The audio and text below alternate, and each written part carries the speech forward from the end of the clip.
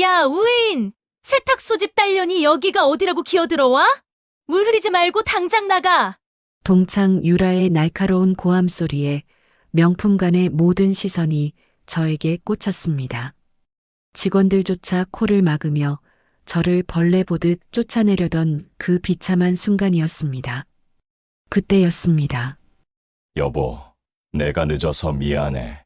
누가 당신을 이렇게 세워뒀어? 저벅저벅 걸어온 백화점 회장님이 제 손을 잡는 순간 기세등등하던 동창들의 얼굴이 사색이 되어 무너져 내리는 걸 보셨어야 합니다. 하지만 이건 시작에 불과했습니다. 가난한 촌년인 줄 알았던 제가 사실은 전 세계가 찾는 전설의 장인이었다면 믿어지시나요? 가장 밑바닥 무시에서 시작된 가장 우아하고 통쾌한 사이다 복수국. 과연 그들은 어떤 처참한 최후를 맞이하게 될까요? 시작하기 전에 무료로 눌러주시는 구독과 좋아요, 알림 설정은 똑순이 사랑방에 큰 힘이 됩니다. 지금 어디서 듣고 계신지 댓글 달아주세요. 그럼 지금부터 이야기를 시작하겠습니다. 서울 강남 한복판 로열 백화점 명품관 더 퀸의 내부는 마치 다른 세상처럼 고요하고 화려합니다. 은은한 조명이 대리석 바닥을 비추고 진열장 안의 가방들은 보석처럼 반짝이며 주인을 기다리고 있죠. 그 숨막히게 고급스러운 공간 한가운데에 전혀 어울리지 않을 것 같은 한 여자가 서 있습니다. 올해로 48살이 된 우혜인입니다. 화장기 없는 맑은 얼굴에 색이 바랜 듯한 무명계량 한복을 입은 우혜인의 모습은 명품관의 세련된 분위기와는 묘하게 겉도는 느낌을 줍니다. 하지만 우혜인의 눈빛만은 진열된 가방 그 어느 것보다 깊고 그윽하게 빛나고 있군요. 우혜인은 진열대 위에 놓인 한정판 악어 가죽 가방을 조심스럽게 들여다봅니다.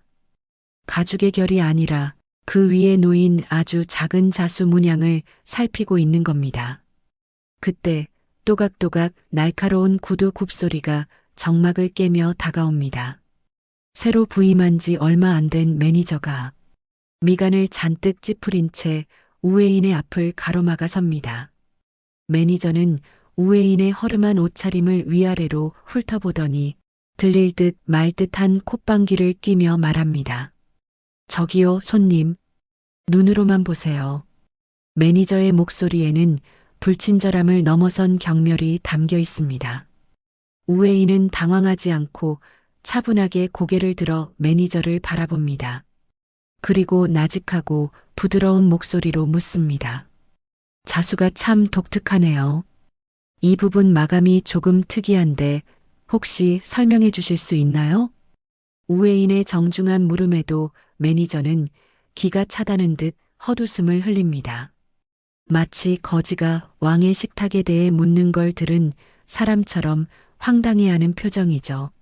매니저가 팔짱을 끼며 쏘아붙입니다. 아줌마, 이거 얼마짜린 줄 알고나 물어보시는 거예요? 이거 전 세계에 5개밖에 없는 한정판이에요. 설명해 드려도 못 사실 텐데 괜히 다른 VIP 손님들 오시는 길 막지 말고 좀 나가주시죠? 매니저는 손을 휘휘 내저으며 우혜인을 매장 밖으로 몰아내려 합니다. 우혜인은 모욕감에 입술을 지그시 깨물지만 소란을 피우고 싶지 않아 조용히 몸을 돌리려 합니다. 바로 그 순간이었습니다. 매장 입구가 왁자지껄해지더니 화려한 옷을 입은 한 무리의 여자들이 들어옵니다. 그 중심에는 온몸을 명품 로고로 도배한 여자가 서 있습니다. 우혜인의 고등학교 동창이자 학창시절 그녀를 지독하게 괴롭혔던 고유라입니다. 고유라는 매장에 들어서자마자 매니저에게 큰 소리로 아는 체를 합니다. 어머, 매니저님, 나왔어. 이번 신상 들어왔다며? 고유라의 목소리는 하이톤으로 찢어질 듯 매장을 울립니다. 매니저는 방금 전 우혜인에게 보였던 싸늘한 표정은 온데간데 없이 세상에서 가장 비굴한 미소를 지으며 고유라에게 달려갑니다. 어머나, 고유라 사모님 오셨어요? 기다리고 있었습니다. 오늘 사모님한테 딱 어울리는 물건이 들어왔거든요. 매니저와 고유라가 호들갑을 떨며 인사를 나누던 그때 고유라의 시선이 돌아서려던 우회인의 등 뒤에 꽂힙니다. 고유라의 눈이 동그랗게 커지더니 이내 입가에 비열한 미소가 번집니다. 고유라가 성큼성큼 다가와 우회인의 어깨를 거칠게 잡아 돌려 세웁니다. 어머, 이게 누구야? 너 우회인 아니니? 우회인은 피할 수 없는 상황임을 직감하고 천천히 고개를 듭니다. 고유라는 우회인의 얼굴을 확인하자마자 박수를 치며 깔깔대고 웃습니다. 마치 재미있는 동물이라도 발견한 듯한 태도입니다. 고유라가 뒤따라온 추종자들에게 우회인을 가리키며 소리칩니다. 얘들아, 여기 좀 봐. 내 고등학교 동창 우회인이야. 기억나니? 학교 다닐 때 냄새나는 세탁소집 딸이라고 우리가 놀렸던 애. 고유라의 말에 뒤에 있던 여자들이 입을 가리고 킥킥거리기 시작합니다. 우회인은 주먹을 꽉 쥐며 조용히 말합니다. 오랜만이네, 유라야. 여전히 목소리가 크구나. 우회인의 차분한 대꾸가 마음에 들지 않았는지 고유라의 표정이 순식간에 일그러집니다. 고유라는 우회인의 낡은 한복 소매를 손가락으로 툭툭 치며 비아냥거립니다. 어머 얘, 너 아직도 이러고 사니?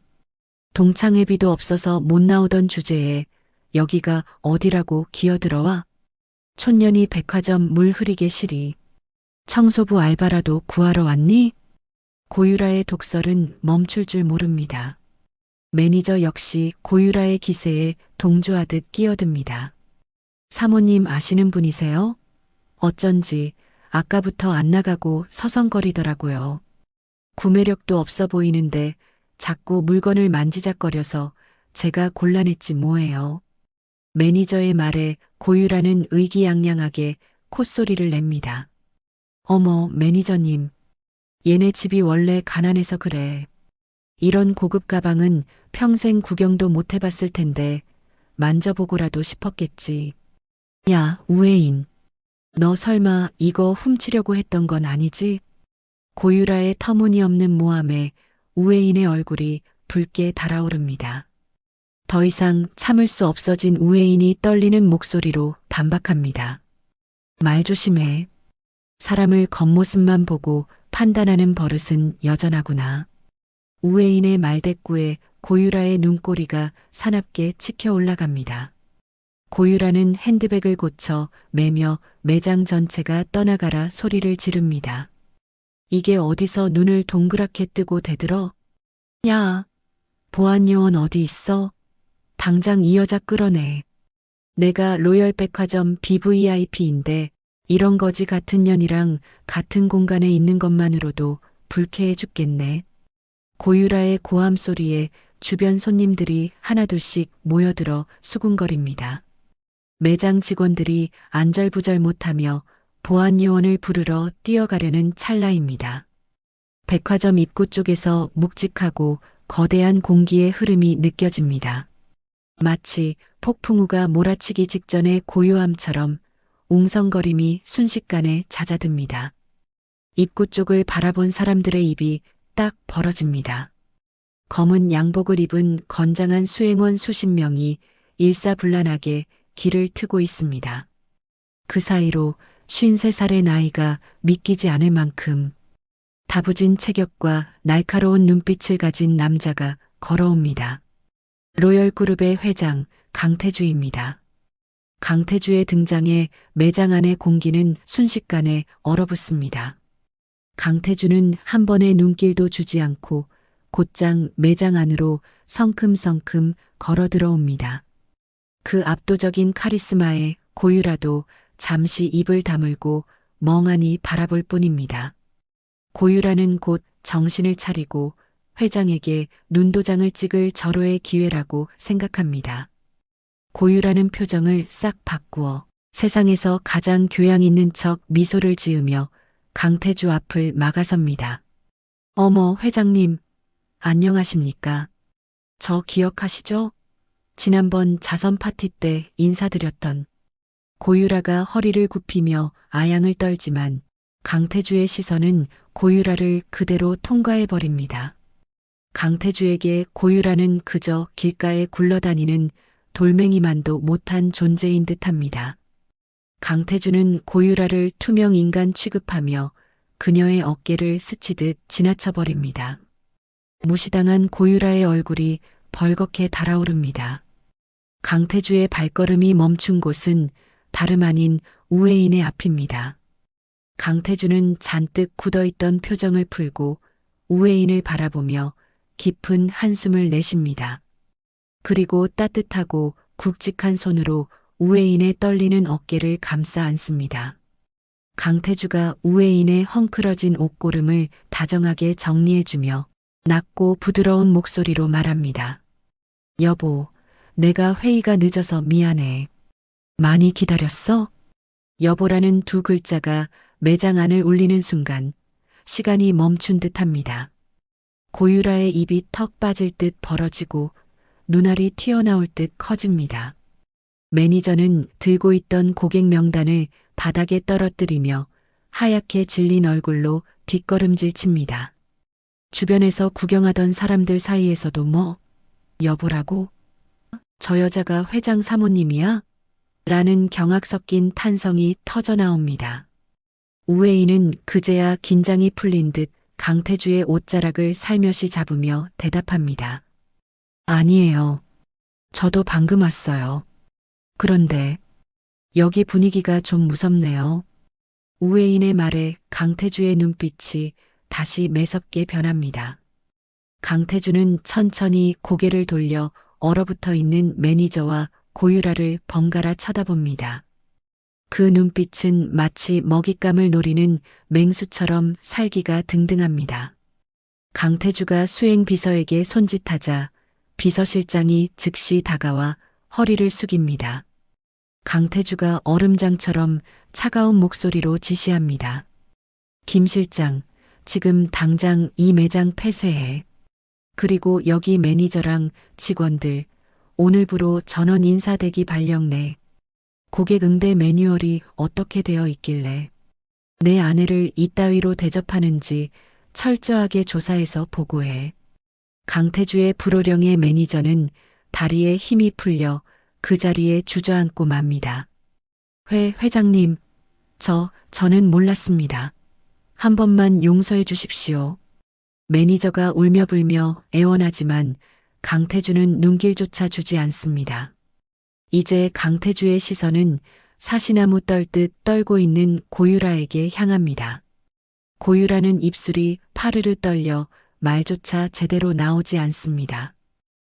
강 회장님, 그게 아니라요. 저는 친구라서. 고유라가 비굴하게 변명을 늘어놓으려 하자 강태주가 픽 웃으며 말을 자릅니다. 친구? 내 아내에게 친구가 있었나? 내 기억엔 우리 집사람을 괴롭히던질 나쁜 동창들은 있어도 친구는 없었던 것 같은데. 강태주의 뼈 있는 한마디에 고유라의 얼굴은 흑빛이 됩니다. 강태주는 더 이상 상대할 가치도 없다는 듯 고유라에게서 시선을 거둡니다. 강태주는 다시 우회인을 향해 세상에서 가장 다정한 표정을 지으며 손을 내밉니다. 가자 여보. 이런 곳에 당신을 세워둬서 미안해. 안에서 차 한잔해. 우회인은 강태주의 손을 꼭 잡습니다. 두 사람은 수많은 수행원의 호의를 받으며 VIP 룸으로 향하는 전용 통로로 걸어갑니다. 우회인의 뒷모습은 아까의 초라해 보이던 여자가 아닙니다. 누구보다 기품 있고 당당한 로열 그룹의 안주인 그 자체입니다. 그들이 사라진 뒤에도 매장 안에는 무거운 침묵만이 감돕니다. 바닥에 주저앉은 고유라는 멍하니 우회인이 사라진 곳을 바라봅니다. 주변 사람들이 고유라를 피하며 웅성거리는 소리가 들려옵니다. 저 여자 아까 회장 사모님한테 막말하던 여자 아니야? 어머 세상에. 사람을 겉만 보고 무시하더니 꼴 좋다. 완전히 찍혔네. 이제 백화점 못 오는 거 아니야? 사람들의 비웃음 소리가 고유라의 귀에 화살처럼 꽂힙니다. 하지만 이건 앞으로 닥칠 폭풍의 시작에 불과했습니다. 로열 백화점 꼭대기층에 위치한 BVIP 전용 라운지는 고요함 속에 긴장감이 감돌고 있습니다. 우웨이는 최고급 가죽 소파에 앉아 김이 모락모락 피어오르는 찻잔을 손에 쥐고 창밖을 봅니다. 방금 전 매장에서 겪은 소동이 마치 폭풍우가 훑고 지나간 자리처럼 가슴 속에 멍울져 있습니다. 강태주는 그런 아내의 곁으로 다가가 찬바람을 맞은 듯 차가운 우회인의 손을 자기 손안에 가둡니다. 강태주가 미안함이 가득 담긴 눈빛으로 아내의 안색을 살피며 조심스럽게 묻습니다. 혜인아, 많이 놀랐지? 그 여자들이 한 말 마음에 두지 마. 당신은 나한테 가장 소중한 사람이야. 우웨이는 남편의 따뜻한 손길에 얼어붙었던 마음이 조금은 녹아내리는 듯 희미하게 미소를 지어 보입니다. 하지만 이내 고개를 저으며 창밖으로 시선을 돌린 채 나직하고 단호한 목소리로 말합니다. 놀라긴 했지만 괜찮아. 유라는 예전부터 사람 아픈 곳만 골라 찌르던 애였으니까. 하지만 태주 씨, 오늘 매장 사람들에게 내린 처분은 조금 과한 것 같아. 일하던 사람들을 하루아침에 내쫓는 건 다시 한 번만 생각해주면 안 될까? 강태주의 눈매가 순식간에 날카로워지며 얼굴에 짙은 그늘이 드리워집니다. 강태주는 찻잔을 탁자에 탁 소리나게 내려놓으며 완강하게 고개를 젓습니다. 안 돼. 그건 당신을 위해서가 아니라 우리 백화점의 무너진 기본을 바로잡기 위해서야. 고객의 겉모습만 보고 문전박대하는 직원을 그냥 두는 건 경영자로서 있을 수 없는 일이지. 그리고 고유라 그 여자. 당신한테 촌년이니 모니 입에 담지도 못할 욕을 퍼부었다면서 내 아내를 모욕한 대가가 얼마나 무거운지 내가 똑똑히 가르쳐 줄 거야. 강태주는 곧바로 대기하고 있던 비서실장을 방 안으로 불러들여 서늘한 명령을 내립니다. 비서실장이 허리를 90도로 숙이며 회장의 지시를 하나하나 수첩에 옮겨 적습니다. 김 실장, 고유라, 그 여자의 남편이 누군지 당장 파악해. 우리 하청업체 중에 그 집안이랑 연결된 곳이 있다면 오늘부로 모든 계약을 전면 재검토하라고 해. 그리고 그 여자, 우리 그룹사나 모든 백화점과 호텔 출입 금지 명단에 올려서 입구부터 막아버려. 비서실장이 신속하게 대답하며 밖으로 나가자 라운지에는 다시 무거운 침묵이 내려앉습니다. 우웨이는 남편의 단호한 뒷모습을 보며 복잡한 심경에 잠깁니다. 한편 백화점 후문으로 쫓겨나다시피 나온 고유라는 씩씩거리며 자신의 외제차에 올라탑니다. 분노로 얼굴이 시뻘겋게 달아오른 고유라가 핸들을 거칠게 내리치며 목이 터져라 비명을 지릅니다. 아, 말도 안 돼. 우회인 그년이 회장 사모님이라고? 세탁소 딸년이 무슨 수로 그 자리에 앉아. 그때 고유라의 휴대전화가 요란하게 울리며 차 안을 시끄럽게 울려댑니다. 전화기 화면에는 남편이라는 글자가 떠 있고 고유라는 짜증 섞인 목소리로 전화를 받습니다. 하지만 수화기 너머에서 들려오는 것은 다정한 인사가 아니라 남편의 짐승 같은 고함이었습니다. 야, 너 오늘 백화점에서 도대체 무슨 짓을 하고 다닌 거야? 당장 대답 안 해? 고유라가 당황해서 손을 파르르 떨며 남편에게 되묻습니다. 자, 자기야. 갑자기 왜 그래? 무슨 일인데 그래? 남편이 쇳소리를 내며 미친 듯이 소리를 지르는 바람에 고유라는 귀에서 전화를 떼어냅니다. 무슨 일? 지금 로열그룹 본사에서 연락 왔어. 우리 회사랑 진행하던 납품 사업들 싹 다 중단한대. 너 혹시 강 회장 사모님한테 대들었어? 강 회장이 직접 지시했다잖아. 너 때문에 우리 집안 길거리에 나앉게 생겼다고. 이 멍청한 여자야. 당장 집에 기어들어와. 남편의 절규에 고유라는 손에 힘이 풀려 전화를 바닥으로 떨어뜨리고 맙니다. 하지만 고유라는 반성하기는커녕 이 모든 불행이 우애인 때문이라는 생각에 눈에 도끼를 품습니다. 고유라가 이빨을 득득 깔며 백화점 높은 건물을 노려보며 낮게 의졸입니다. 우애인, 네가 감히 내 인생을 통째로 망쳐놔? 어디 끝까지 가보자고. 네가 회장 첩인지 어디서 몸 팔다 온 년인지 내가 사교계에 낱낱이 까발려줄 테니까. 고유라는 곧바로 동창회 단체 채팅방을 켜고 자극적인 문장들을 쏟아내기 시작합니다. 얘들아, 오늘 대박 사건 터졌어. 우애인 정체 알아냈는데 소름 돋아. 백화점 회장 꼬셔서 사모님 노릇하던데 사실 걔 옛날에 템프로 출신으로 신분 세탁한 거래. 내 눈으로 직접 봤는데 회장이 걔를 여보라고 부르면서도 물건 취급하는 게 딱 스폰 받는 첩이더라고. 고유라가 퍼뜨린 근거 없는 헛소문은 순식간에 강남 사교계 전체로 번져나갑니다. 다음 날 오후 백화점 내 최고급 카페테리아인 로열 라운지는 평소보다 더 소란스럽습니다. 태주와 친분이 있는 임원 부인들이 옹기종기 모여 앉아 혜인에 대해 수군대고 있습니다. 한 부인이 화려한 부채를 살랑거리며 은밀한 목소리로 속삭입니다. 어머, 사모님들 소문 들으셨어요? 이번에 강 회장이 데려왔다는 그 여자 말이요. 옆에 있던 다른 부인이 눈을 크게 뜨며 의자를 바짝 당겨 앉습니다. 아유, 말도 마세요. 옷 입는 꼴이 동네 시장터 상인 같다던데 출신이 아주 저급하다더라고요. 고등학교 때도 행실이 안 좋아서 근처 남자들이란 남자들은 다 만나고 다녔다면서요? 강 회장이 대체 뭘 보고 홀린 건지 몰라. 남자들은 참 저런 천박한 거에 약하다니까요.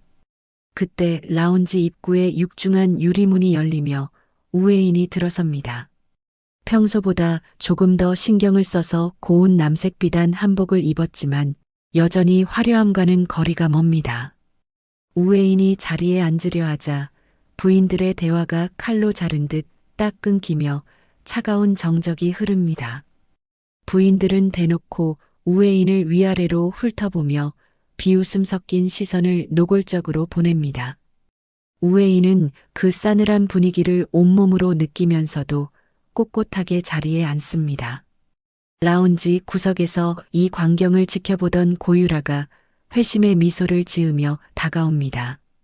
고유라는 마치 우애인을 걱정하는 친구인 척 연기를 하며 큰 소리로 말을 겁니다. 어머, 혜인아. 어제는 내가 좀 심했지? 우리 옛날 정 생각해서 화해하자. 그런데 너 소문 보니까 정말 대단하더라. 회장님 마음을 어떻게 그렇게 쏙 뺏었니? 비결 좀 알려줘봐. 혹시 예전에 그 세탁소 할 때 배운 서비스 정신 같은 거야? 아니면 다른 기술이라도 있어? 고유라의 비아냥에 주변 부인들이 풋하고 웃음을 터뜨리며 혜인을 비웃습니다. 우애인은 찻잔을 잡은 손바닥에 땀이 배어 나오지만 고유라를 똑바로 응시하며 입을 엽니다. 그리고 차분하지만 뼈가 있는 목소리로 고유라의 말을 받아칩니다. 유라야, 옛말에 입은 재앙을 불러오는 문이라고 했어. 근거 없는 소문을 만들고 다니면 그 끝이 너에게 어떻게 돌아갈지 한 번이라도 생각해봤니? 너 지금 내 남편 회사가 왜 위기인지 정말 몰라서 이러는 거야?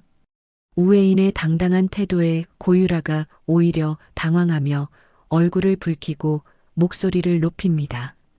뭐, 네가 지금 감히 나를 가르치려 들어? 첩 주제에 어디서 훈계질이야. 여기 계신 분들이 너 같은 년 출신 모를 줄 알아? 너 오늘 망신 좀 제대로 당해봐야겠구나. 고유라가 우애인의 소매자락을 붙잡으며 억지로 일으켜 세우려던 그때였습니다. 라운지 입구에 강태주가 나타나 싸늘한 기운을 내뿜으며 걸어옵니다. 강태주의 등장에 수다를 떨던 부인들이 쏘스라치게 놀라며 황급히 자리에서 일어납니다. 강태주는 성큼성큼 다가와 고유라의 손목을 낚아채어 거칠게 쳐내버립니다. 고유라가 비명을 지르며 바닥으로 나동그라집니다. 강태주가 주변 부인들을 하나하나 죽일 듯한 눈빛으로 훑어보며 천천히 입을 뗍니다. 다들 내 아내에게 할 말이 아주 많은 모양이군. 내 아내의 과거가 그렇게 궁금한가? 그럼 나한테 직접 물어보지 그래? 내가 다 대답해 줄 테니. 회장의 서슬 퍼런 기세에 부인들은 고개를 숙인 채 숨소리조차 크게 내지 못합니다. 강태주는 혜인의 어깨를 감싸 안아 자기 품으로 끌어당기며 고유라를 내려다봅니다. 고유라, 내 입에서 나오는 그 지저분한 소문들 전부 기록해서 법적 대응 준비 끝냈어. 조만간 법원에서 출석 요구서 한 장 갈 테니 변호사나 잘 알아보고 있어. 그리고 당신들, 내 아내가 누군지 제대로 알지도 못하면서 함부로 혀를 놀리지 마. 조금 있으면 당신들이 감히 쳐다보지도 못할 뿐이라는 걸 온 세상이 알게 될 테니까. 강태주는 혜인을 데리고 얼어붙은 라운지를 빠져나옵니다. 라운지에 남겨진 사람들은 서로의 눈치만 보며 사색이 되어 벌벌 떨고 있습니다. 태주는 복도를 걸으며 혜인의 손을 꼭 쥐고 다정하게 묻습니다. 혜인아, 저런 속물들 상대하느라 고생 많았어. 손이 왜 이렇게 차가워? 내일 백화점 창립기념 파티. 정말 나갈 수 있겠어? 힘들면 내가 취소해도 돼. 혜인은 잠시 발걸음을 멈추고 남편의 깊은 눈을 뚫어지게 바라봅니다. 그리고 결연한 표정으로 고개를 끄덕이며 힘주어 대답합니다. 아니, 나갈 거야. 이제 더 이상 당신 뒤에 숨어 있고 싶지 않아. 내가 누구인지, 내가 어떤 일을 하는 사람인지 그 사람들에게 똑똑히 보여줄 거야. 태주 씨, 나 끝까지 믿어줄 거지? 나 정말 잘 해내고 싶어. 태주는 혜인의 굳은 결심을 확인하고는 대견하다는 듯 미소 짓습니다. 당연하지. 당신은 내가 아는 가장 아름답고 실력 있는 장인이야. 내일 기대해도 좋아. 당신의 진가를 알게 되면 세상이 깜짝 놀랄 테니까. 태주의 응원에 혜인은 마음을 다잡으며 파티 준비를 시작합니다. 하지만 그 시각 고유라는 파티장에서 혜인을 완전히 무너뜨릴 최후의 비책을 준비하고 있었습니다. 운명의 백화점 창립기념 파티가 서서히 다가오고 있었습니다.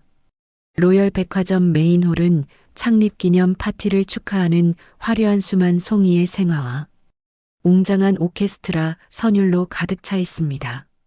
대한민국 정계와 재계의 거물들이 한자리에 모인 이곳은 겉으로는 우아한 샴페인 잔이 오가지만 속으로는 온갖 시기와 추문이 소용돌이치는 전쟁터와 같습니다. 은은한 조명이 대리석 바닥을 비추고 수천만 원을 호가하는 드레스와 보석들이 조명 아래서 눈부시게 번뜩이며 주인들의 탐욕을 대변하고 있죠. 우웨이는 자신이 직접 수개월 동안 밤을 지새우며 자수를 놓아 만든 은은한 진주빛깔의 한복 드레스를 입고 강태주의 팔짱을 낀 채 파티장에 들어섭니다. 하지만 입구에 들어서는 순간 파티장의 공기는 약속이라도 한 듯 싸늘하게 식어버리고 사람들의 눈동자에는 노골적인 경멸과 호기심이 뒤섞여 서립니다. 고유라가 어젯밤부터 사교계 단체 대화방에 뿌려댄 세탁 소집 딸의 신분 세탁과 회장의 숨겨진 첩이라는 더러운 소문이 이미 파티장 전체를 집어삼킨 탓입니다. 강태주는 곁에서 아내의 손이 미세하게 떨리는 것을 느끼고는 그녀의 손을 더욱 꽉 쥐어주며 꼿꼿하게 허리를 펴고 무대 중앙으로 향합니다.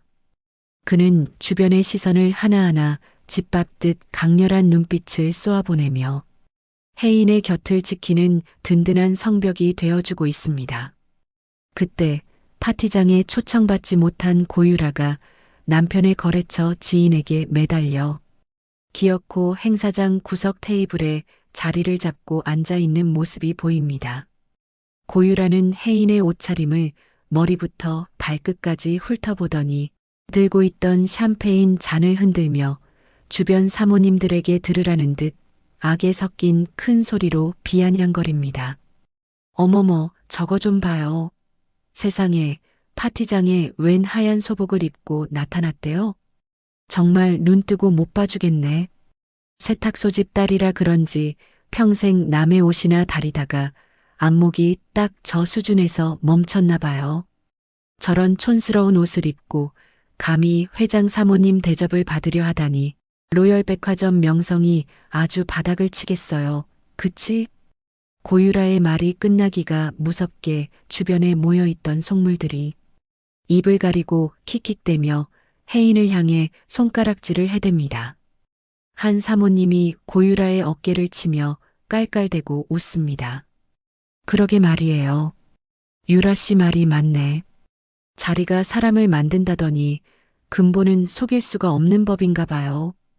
강태주가 분노로 얼굴이 붉게 달아올라 고유라 쪽으로 몸을 돌려 당장이라도 응징하려던 바로 그 찰나였습니다. 파티장 입구가 갑자기 폭풍이라도 몰아치듯 소란스러워지더니 검은색 긴 코트를 어깨에 걸친 은발의 외국인 신사가 수행원들을 밀치듯 들어옵니다. 오늘 행사의 주인공이자 전 세계 패션계가 신처럼 떠받드는 거장, 58살의 앙리 드샹입니다.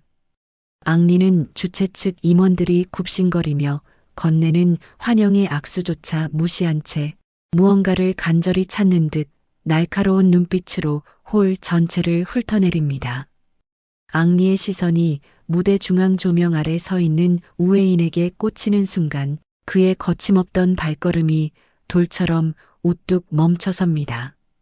앙리는 마치 거룩한 성물이라도 발견한 신도처럼 홀린 듯 혜인에게 성큼성큼 다가오더니 그녀가 입은 한복 드레스 소매 끝단을 떨리는 손으로 만져봅니다. 혜인이 예상치 못한 외국인의 행동에 깜짝 놀라 뒤로 물러나려 하자 앙리는 믿을 수 없다는 듯 두 눈을 크게 뜨고 프랑스어로 소리칩니다. 오 신이시여, 이 섬세한 한 땀의 결, 이 완벽하게 살아있는 봉황의 눈매. 이것은 전설 속의 장인 다나의 솜씨가 아닙니까? 옆에 있던 통역사가 당황하며 앙리의 말을 급히 한국어로 전하자 혜인을 조롱하던 사람들의 웃음소리가 단칼에 베인 듯 잘려나갑니다. 앙리는 혜인 앞에 자리를 잡고 서더니 수백 명의 눈이 지켜보는 가운데 서서히 한쪽 무릎을 바닥에 꿇고 혜인의 손등에 정중히 입을 맞춥니다.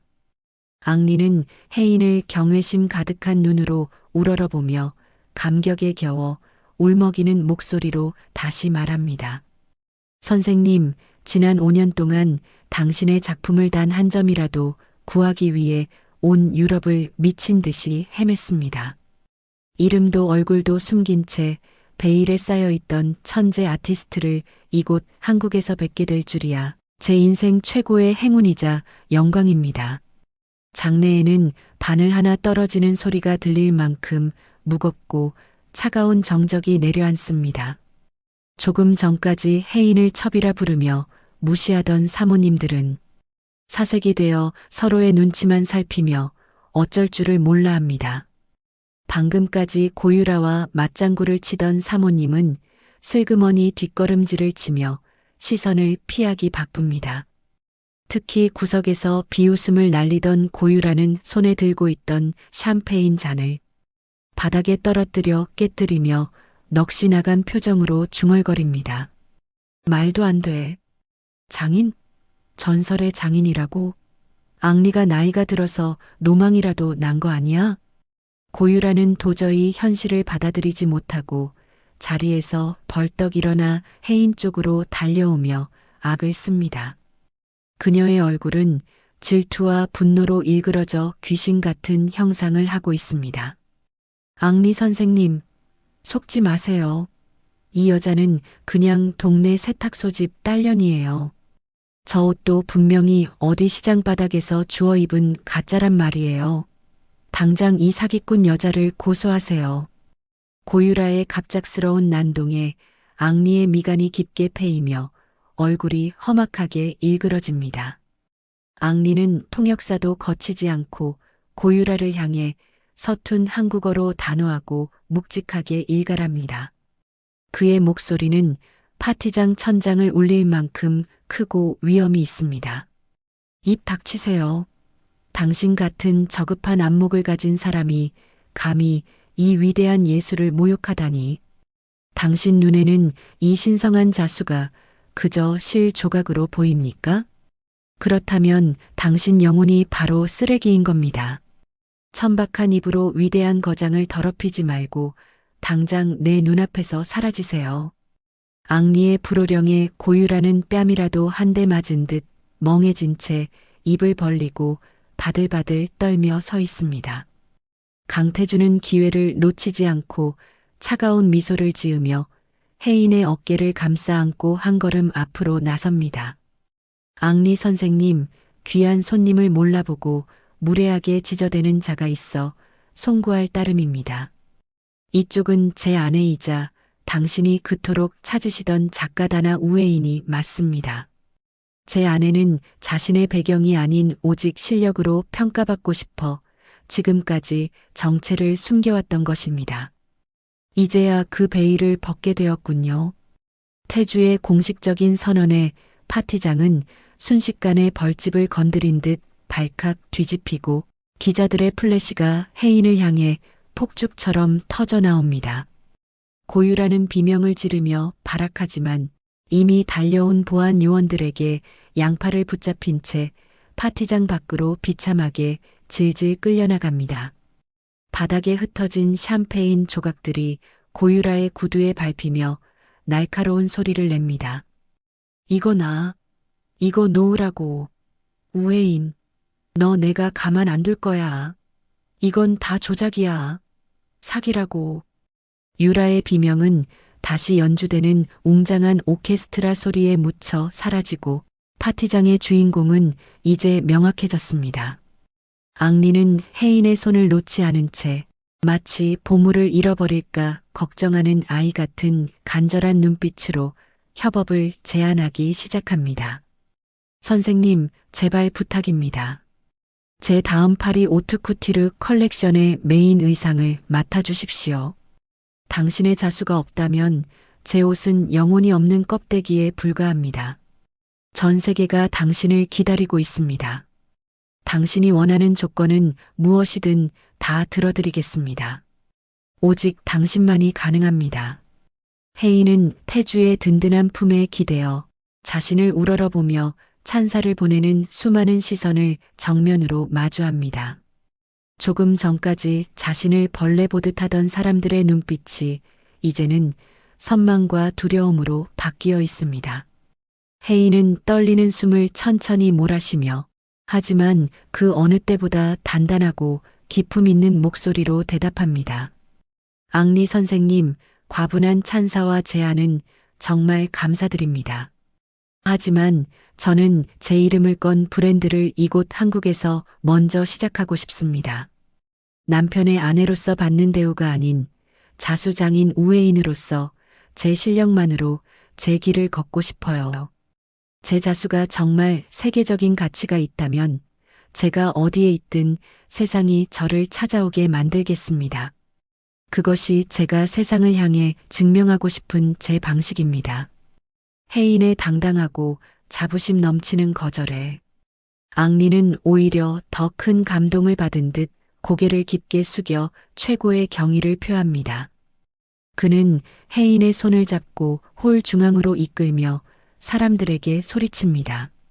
여러분, 오늘 우리는 새로운 전설의 탄생을 목격했습니다. 바로 우회인 선생님입니다. 이제 파티장의 모든 수군거림은 뜨거운 찬사와 환호로 바뀌고 혜인을 무시하던 사모님들은 줄을 서서 그녀에게 눈도장을 찍으려 안달이 났습니다. 어떤 사모님은 벌써부터 혜인의 손을 잡으려 애쓰며 아첨을 떨고 있군요. 하지만 혜인은 그들의 위선적인 미소를 뒤로 한 채 자신을 끝까지 믿어준 태주와 함께 새로운 운명을 향해 힘찬 발걸음을 내딛습니다. 잿더미 같던 비참한 과거와 고통스러웠던 조롱을 지나 우회인이라는 이름이 세상이라는 무대 위에 화려하게 피어나는 순간이었습니다.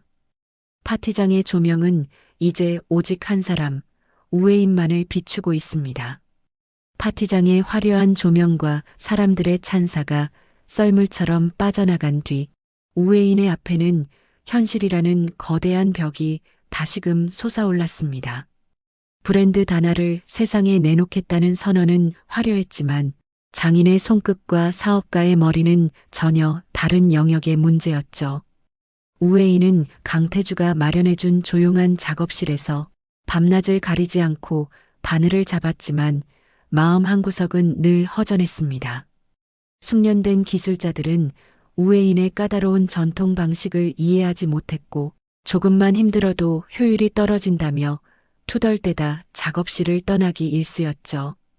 우회인은 텅 빈 작업실에 홀로 앉아 자신의 고집이 브랜드 런칭을 망치고 있는 건 아닌지 깊은 고민에 빠졌습니다.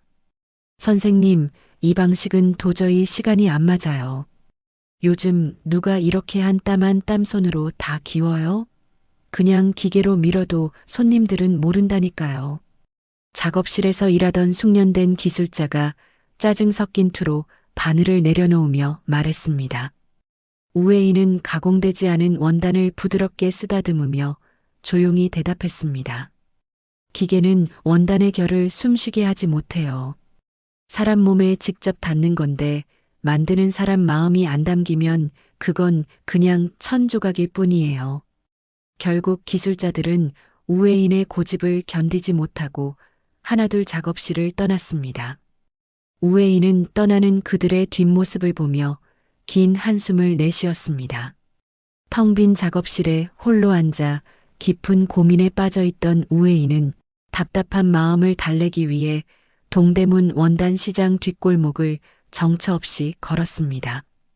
화려한 대로변을 지나 낡은 건물 사이로 어두운 그림자가 드리운 골목 안쪽으로 들어갔을 때 우회인의 눈에 기이한 광경 하나가 들어왔습니다. 지저분한 길바닥에 주저앉아 누군가 버린 자투리 천 조각들을 미친 듯이 이어붙이고 있는 한 청년이 있었습니다. 그 청년이 바로 28살의 천재적인 감각을 지닌 지호였습니다. 지호는 헝클어진 머리에 꾀재재한 옷차림을 하고 있었지만 천을 다루는 손길만큼은 마치 보물을 다루듯 섬세하고 경건했습니다. 지호의 손끝에서 탄생하는 기이하고 파격적인 패턴에 매료된 우회인이 지호의 곁으로 천천히 다가가 넌지시 말을 건넸습니다. 그쪽 마감 방식이 참 독특하네요. 이 자투리 천으로 이런 곡선을 내다니 정말 놀라워요. 혹시 어디서 배운 기법인가요? 지호는 대답 대신 무심하게 고개를 들어 우회인을 아래 위로 훑어보았습니다. 낯선 아줌마의 참견이 귀찮다는 듯 지호는 다시 바느질에 집중하며 퉁명스럽게 쏘아붙였습니다. 아줌마가 뭘 안다고 아는 척이에요? 그냥 가던 길 가세요. 내 예술 방해하지 말고. 여기는 돈 많은 사모님들이 산책하는 곳이 아니거든요. 지호의 거친 말투에도 우회인은 미소를 지으며 무릎을 굽히고 지호의 옆에 앉았습니다. 우회인은 지호가 애를 먹고 있던 두꺼운 원단 겹친 부분을 슬쩍 낚아채 순식간에 전통 침선장의 비기인 어금 맥기질로 단단하게 꿰어냈습니다. 놀란 지호가 눈을 크게 뜨며 우회인의 손을 덥석 잡고 소리쳤습니다. 이게 어떻게 이렇게 부드럽게 넘어가요? 이 두꺼운 걸 바늘 한 번 안 부러뜨리고 아줌마 정체가 대체 뭐야? 손놀림이 사람이 아니잖아. 지호의 목소리가 골목 안을 울릴 정도로 커졌습니다. 우회인은 지호의 초롱초롱한 눈망울을 보며 단호하고 기품 있게 말했습니다. 내 이름은 우혜인이에요. 브랜드 단화를 만들고 있죠. 지호 씨, 그쪽에 그 길들지 않은 감각이 내 옷에 꼭 필요해요.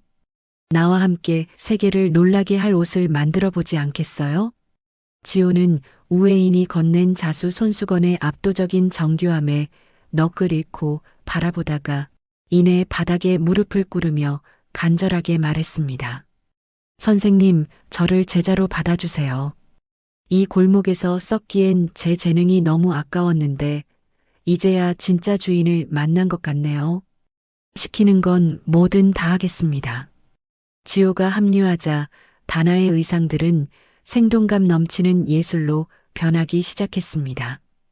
혜인의 고전적인 기품에 지호의 파격적인 선이 더해지자 지금껏 보지 못한 아름다움이 탄생했죠. 태주도 지호의 재능을 인정하며 그가 마음껏 날뛸 수 있도록 최고급 부자재와 전용 작업 공간을 아낌없이 지원해 주었습니다. 혜인은 이제야 완벽한 톱니바퀴가 맞물려 돌아가는 것을 느꼈습니다. 하지만 빛이 강하면 그림자도 깊어지는 법이었습니다. 사교계에서 매장당할 위기에 처한 고유라는 남편의 회사가 부도 직전에 몰리자 완전히 이성을 잃고 도끼를 품었습니다. 유라는 혜인의 작업실 보조 직원인 미니를 은밀히 강남의 한 호텔로 불러냈습니다. 미니 씨, 돈 많이 필요하지 않아? 동생 수술비가 급하다며. 내 말 한마디면 그 돈 오늘 당장 해결해 줄 수 있는데. 유라가 현금 뭉치가 든 봉투를 테이블 위에 툭 던지자 미니의 눈동자가 심하게 흔들렸습니다. 미니가 마른 침을 삼키며 겁에 질린 목소리로 물었습니다. 제가 뭘 하면 되는데요? 선생님을 배신할 수는 없어요. 선생님은 저한테 정말 잘해주신 분이에요. 유라는 비열한 미소를 지으며 미니의 귀에 대고 차갑게 속삭였습니다. 배신이 아니야, 기회지. 우혜인이 밤새 만든 메인 도안들, 그거 사진만 찍어와.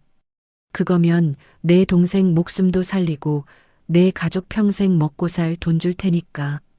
우혜인은 어차피 돈 많잖아. 하나 정도 없어져도 상관없어.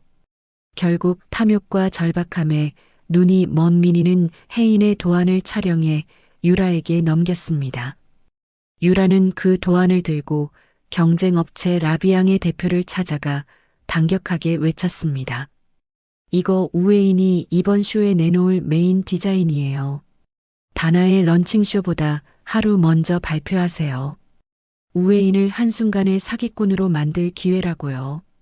증거는 확실하니까 걱정 마세요. 라비앙 대표는 도안을 살피며 만족스러운 듯 고개를 끄덕였습니다. 고유라 씨 덕분에 우혜인의 콧대를 완전히 꺾어 놓을 수 있겠군요. 계약합시다. 우리 쪽 공장을 풀가동해서 내일 당장 룩북을 뿌리겠습니다. 런칭쇼를 일주일 앞두고 혜인과 지호는 그것도 모른 채 구슬땀을 흘리며 의상을 점검했습니다. 선생님, 우리가 만든 이 옷들이 런웨이에 오르면 사람들 아마 기절할걸요? 이런 디자인은 파리에서도 못 봤을 거예요. 지호가 신이 나서 마네킹의 옷자락을 정리하며 혜인에게 밝게 웃어 보였습니다. 혜인도 지호의 어깨를 토독토독 두드리며 다정하고 인자하게 대답했습니다. 지호야, 너와 내가 아니었으면 절대로 못 만들었을 작품들이야. 세상이 우리 진심을 알아줄 날이 얼마 남지 않았구나. 정말 고생 많았다. 두 사람의 웃음소리가 작업실에 가득 찼지만 밖에서는 어두운 그림자가 소리 없이 다가오고 있었죠. 그 시각 강태주는 비서실로부터 긴급하고도 은밀한 보고를 듣고 있었습니다. 비서실장이 태블릿 PC를 내밀며 낮은 목소리로 보고를 올렸습니다. 회장님, 고유라가 최근 라비앙 대표와 접촉해 사모님의 도안을 넘긴 정황이 포착되었습니다. 이미 공장 가동을 시작했다는 첩보가 들어왔습니다. 강태주의 눈빛이 얼음장처럼 차갑게 식으며 창밖에 짙은 어둠을 응시했습니다. 고유라, 네가 감히 내 아내의 소중한 꿈을 건드려? 내 발로 무덤을 파는구나. 어디 네가 던진 돌이 누구 머리를 깨뜨릴지 지켜보자. 강태주는 혜인이 상처받지 않도록 조용히 반격의 칼날을 갈기 시작했습니다. 김 실장, 라비앙 쪽 원단 공급 처랑 유통망 당장 차단해. 그리고 우리 쪽 디자인 보안팀 가동해서 유출 경로 확실히 파악해. 쥐새끼가 누구인지 당장 잡아내란 말이야. 강태주의 명령이 떨어지자 비서실은 일사불란하게 움직이기 시작했습니다. 한편 우회인은 지호와 함께 마지막 피날레 의상의 수놓을 실을 고르고 있었습니다. 지호야, 이 실은 빛의 방향에 따라 색이 변한단다. 우리 인생도 지금은 어두워 보이지만 빛을 받으면 찬란해질 거야. 이 옷이 그 빛이 되어줄 거야. 혜인의 말에 지호는 가슴 뭉클한 표정으로 고개를 끄덕이며 다시 바늘을 잡았습니다. 작업실 창밖으로는 어느덧 새벽 공기가 차갑게 내려앉고 있었습니다. 라비앙의 비밀 공장에서는 혜인의 디자인을 카피한 저급한 옷들이 쏟아져 나오고 있었죠. 유라는 자신의 화장대 앞에 앉아 혜인의 몰락을 상상하며 광기 어린 웃음을 터뜨렸습니다. 우혜인, 네가 아무리 발버둥 쳐봐야 넌 결국 세탁소 딸년일 뿐이야.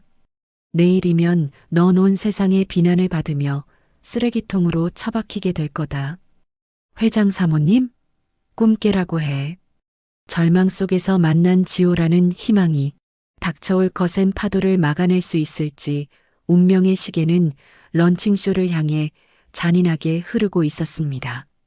서울 디자인의 심장부라 불리는 DDP홀 앞은 이른 아침부터 몰려든 취재진과 전 세계 패션 관계자들로 인산인해를 이루었습니다.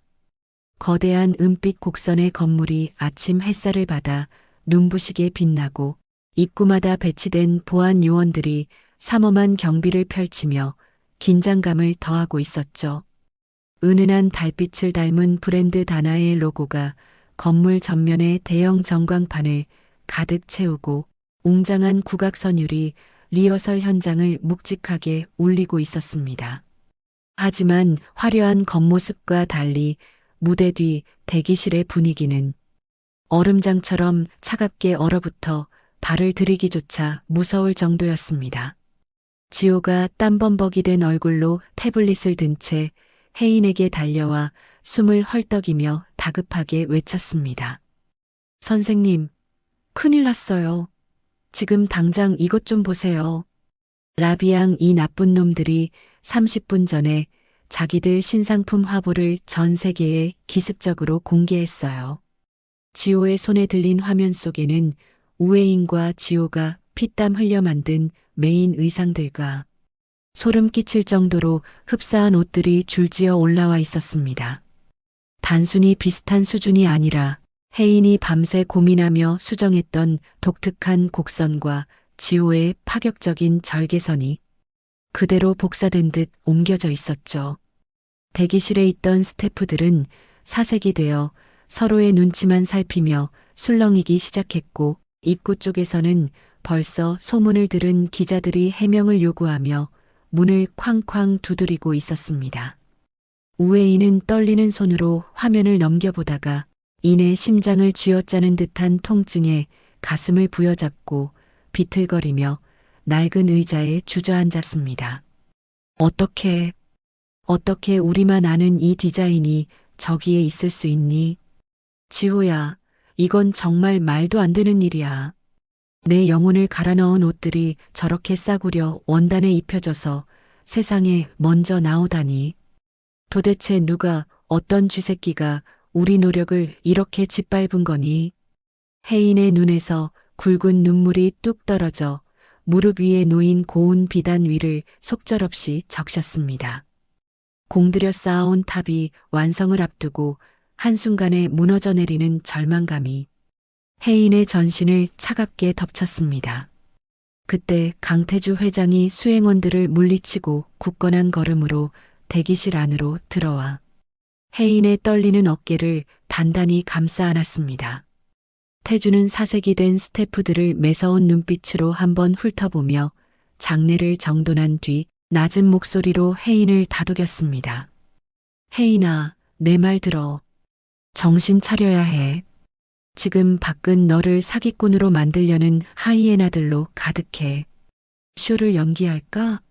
내가 지금 당장 손 써서 공식적으로 중단시킬 수도 있어. 당신이 사람들 입에 오르내리며 상처받는 걸 더는 보고 싶지 않아. 내가 다 책임질게. 태주의 제안에 혜인은 잠시 눈을 감고 거친 숨을 몰아쉬며 마음을 가라앉히려 애썼습니다. 하지만 이내 눈을 뜬 혜인의 눈동자에는 슬픔 대신 서슬퍼런 투지가 서려 활활 타오르기 시작했습니다. 혜인은 자리에서 벌떡 일어나 벽에 걸린 은빛 가위를 단호하게 집어들며 지호에게 명령했습니다. 아니, 태주 씨. 쇼는 예정대로 진행할 거야. 여기서 도망치면 정말로 저들이 바라는 대로 사기꾼이 되는 거야. 지호야, 당장 작업하고 남은 자투리 원단이랑 실들 전부 가져와. 한 조각도 남기지 말고다.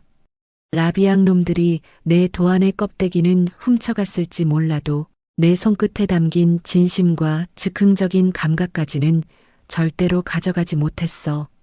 지금부터 이 옷들을 현장에서 다시 해체하고 재구성한다. 우리가 준비한 원래 디자인보다 더 압도적인 걸 보여주겠어. 혜인의 서슬퍼런 선언에 지호는 전율을 느끼며 고개를 세게 끄덕였고 두 사람은 미친 듯이 바늘과 가위를 움직이기 시작했습니다. 쇼 시작을 알리는 종소리가 울리기 직전까지 대기실에서는 천을 찍고 다시 꿰매며 형태를 뒤바꾸는 치열한 사투가 벌어졌습니다. 혜인의 손가락 끝에는 바늘에 여러 번 찔린 핏방울이 맺혔지만 혜인은 통증조차 잊은 듯 멈추지 않았습니다. 지호 역시 혜인의 지시에 따라 옷의 균형을 무너뜨리며 새로운 미학을 창조해 나갔습니다. 드디어 객석의 모든 불이 꺼지고 몽환적인 국악 크로스오버 선율이 홀 전체를 안개처럼 휘감았습니다. 앙리 드샹을 비롯한 전 세계 바이어들과 안목 높은 평론가들이 숨을 죽인 가운데 첫 번째 모델이 강렬한 조명을 받으며 런웨이로 걸어 나왔습니다. 사람들은 라비앙의 화보에서 본 디자인을 예상하며 비난할 준비를 하고 있었으나 무대 위에 나타난 옷들은 차원이 달랐습니다. 혜인이 현장에서 과감하게 덧붙인 비대칭 자수와 지호가 파격적으로 커팅한 선들이 조화되어 마치 살아 움직이는 전통 수묵화가 런웨이 위에서 춤을 추는 듯한 신비로운 분위기를 자아내고 있었죠. 특히 피날레 무대에서 모델이 입고 나온 드레스는 그야말로 관객들의 너클 빼놓기에 충분했습니다. 혜인이 즉석에서 붉은 실로 촘촘하게 수놓은 입체적인 꽃문양이 강렬한 조명을 받을 때마다 실제 불꽃처럼 화려하게 타올랐습니다. 객석 곳곳에서는 낮은 탄성이 터져나왔고 깐깐하기로 소문난 앙리 드샹은 입을 다물지 못한 채 자리에서 일어나 박수를 치기 시작했습니다. 그가 박수를 치자 얼어붙어 있던 관객들도 하나둘 일어났고 홀은 이내 떠나갈 듯한 기립박수와 환호성으로 가득 찼습니다. 혜인은 지호의 손을 꼭 잡고 무대 위로 올라와 고개를 깊게 숙여 관객들에게 인사했습니다. 수많은 카메라 플래시 세례 속에서 혜인은 비로소 자신이 진정한 장인으로 거듭났음을 가슴 깊이 느꼈습니다. 무대 뒤편 구석에서 스태프로 변장해 이 광경을 지켜보던 고유라는 분노와 질투로 몸을 부르르 떨며 입술을 깨물었습니다. 말도 안 돼. 전현이 어떻게 저걸 저 짧은 시간에 다 바꿔버려? 저건 사람이 아니야. 내가 넘겨준 도안대로라면 지금쯤 저 무대 위에서 사기꾼 소리를 들으며 비참하게 울고 있어야 하는데 왜 다들 저 세탁소 딸년한테 미친 듯이 박수를 치는 거야. 세상이 미쳤어. 유라는 질투심에 눈이 멀어 품 안에서 미리 준비한 검은 오물이 가득 든 병을 꺼내 들었습니다. 유라가 무대 중앙에 선 혜인을 향해 오물을 던지려던 찰나 지호가 날카로운 눈미로 유라의 손목을 강하게 낚아챘습니다. 지호가 차가운 표정으로 유라를 쏘아보며 뼈가 있는 목소리로 낮게 의조렸습니다. 당신 같은 인간이 더럽힐 수 있는 무대가 아니야. 곱게 나가지 그래. 더 이상 스스로를 비참하게 만들지 말고 말이야. 이 지독한 스토커 같은 아줌마야. 지호의 경고와 함께 미리 대기하던 태주의 경호원들이 순식간에 유라를 에워싸고 밖으로 조용히 끌어냈습니다. 유라는 비명을 지르며 발악했지만 화려한 조명과 터져나오는 박수 소리에 묻혀 누구의 귀에도 닿지 않았죠. 무대 위로 올라온 앙리 드샹은 혜인에게 커다란 장미 꽃다발을 건네며 감격에 찬 목소리로 외쳤습니다. 우에인 선생님, 이것은 단순한 패션쇼가 아니라 인류의 소중한 예술적 유산입니다. 라비앙의 가짜 조각들은 이제 제 머릿속에서 기억조차 나지 않는군요. 당신이야말로 이 시대가 진정으로 원하던 최고의 예술가이자 장인입니다.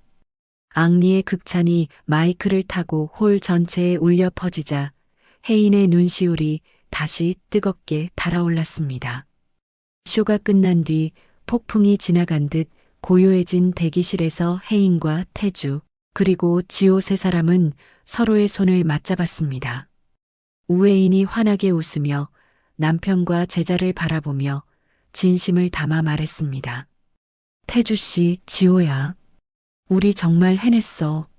나 소박하지만 지금 이 순간이 내 인생에서 가장 행복해. 세탁 소집 딸로 살면서 가슴에 맺혔던 조롱과 무시의 기억들이 이제야 다 씻겨나가는 기분이야. 혜인의 말에 태주는 아내를 품에 꼭 안아주며 대견하다는 듯 따뜻한 미소를 지어 보였습니다. 태주가 부드러운 목소리로 아내의 귓가에 조용히 속삭였습니다. 고생했어, 혜인아. 이제 온 세상이 당신의 이름을 위대한 장인으로 기억하게 될 거야. 당신은 충분히 그럴 자격이 있고 나는 당신이 내 아내라는 게 가장 자랑스러워. 지호도 코끝을 찡긋하며 혜인에게 장난스럽게 엄지를 치켜 세우며 분위기를 띄웠습니다. 잠시 후 비서실장이 다급하게 들어와 태주에게 조심스럽게 귓속말을 건넸습니다. 보고를 듣는 태주의 표정이 순식간에 칼날처럼 차갑게 굳어갔습니다. 회장님, 방금 밖으로 끌어낸 고유라를 조사하던 중 결정적인 사실을 발견했습니다. 그 여자가 우리 내부 직원을 매수한 정황이 고스란히 담긴 휴대폰과 녹취를 확보했습니다. 배우는 고유라가 확실하고 협력한 쥐새끼도 이미 신원이 파악되었습니다. 태주의 눈빛이 다시 사업가 특유의 냉철하고 잔혹한 빛으로 돌아왔고 그는 혜인의 손을 한 번 더 꽉 쥐어주었습니다. 태주가 결연한 보복의 의지를 담아 혜인에게 말했습니다. 혜인아, 행복한 순간은 여기까지 충분히 누려. 당신은 충분히 축하받을 자격이 있어. 이제 당신의 소중한 명예를 더럽히려 했던 쥐새끼들을 전부 잡아내어 대가를 치르게 할 시간이야. 내가 단 한 명도 용납하지 않고 인생이 어떻게 무너지는지 보여줄 거니까 믿고 지켜봐. 혜인은 조용히 고개를 끄덕이며 거울 속에 비친 자신의 당당하고 기품 있는 모습을 가만히 응시했습니다. 축제는 끝났지만 자신의 삶을 지키기 위한 또 다른 전쟁이 시작되려 하고 있었습니다. 런칭쇼의 성공은 위대한 여정의 시작일 뿐 혜인을 시기하는 어둠의 세력들은 더 잔인한 덫을 놓고 기다리고 있었죠. 하지만 혜인은 더 이상 예전에 힘없고 나약하게 당하기만 하던 세탁소집 딸이 아니었습니다.